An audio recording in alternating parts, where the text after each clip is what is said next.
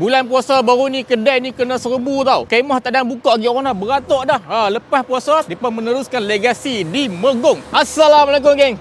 Kami dah jumpa satu pot baru yang dia menu dia best belaka. Menu dia macam gerai-gerai yang franchise mahal-mahal. Tapi ni tepi jalan lah. Tengok kat sini. Ni nama dia chicken tenders. Kalau tengok kat sini harga dia RM12. Tapi dia bagi portion kan. Ni kategori saiz-saiz besar-besar ni. 3 ketul chicken tenders. Lepas tu ada fries, garlic sauce dan juga ini spicy honey. Pegang dia kenyal macam nangka. Besar. Ada kot dalam 3 jari. Sesuai dengan nama dia tenders lah. Aku bagi 8.9/10. Benda ni nama dia crispy double down. Dia tak ada roti, tak ada ban, tapi ada 2 ketul ayam sebesar tapak tangan Melayu dan mengapit crispy beef dan juga cheese slice. Dan di tengah-tengah tu dia berbubuh 2 jenis sos pula, spicy tomato dan juga cheese.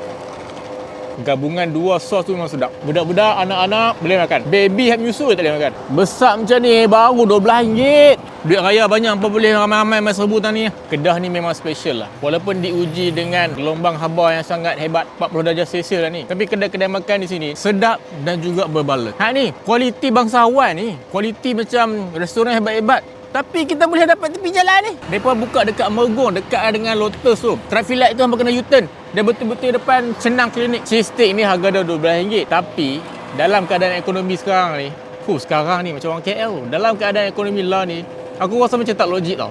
Sebab apa?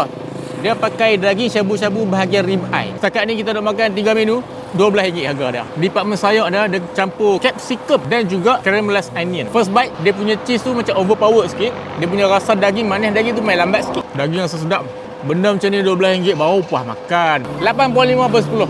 Burger mix crispy. Gabungan di antara daging homemade patty yang seberat dia 100 gram dan juga ayam chicken chop. Kita duk ingat harga ni kan. Mau nak kena RM20 ke RM15 ke?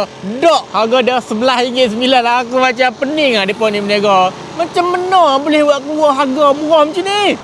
Besar boh. Nikmat dunia duk ada di Kedah. Super duper marvelous lah. Hari ni aku bagi rating kan 9/10. Hampa jemput main cuba di Big Bite. Lokasi depa di tu traffic light nak ke Lotus. Belakang ni Senang Klinik. Depa buka pukul 5.30 sampai pukul 10.30 malam. Hari Selasa saja katup.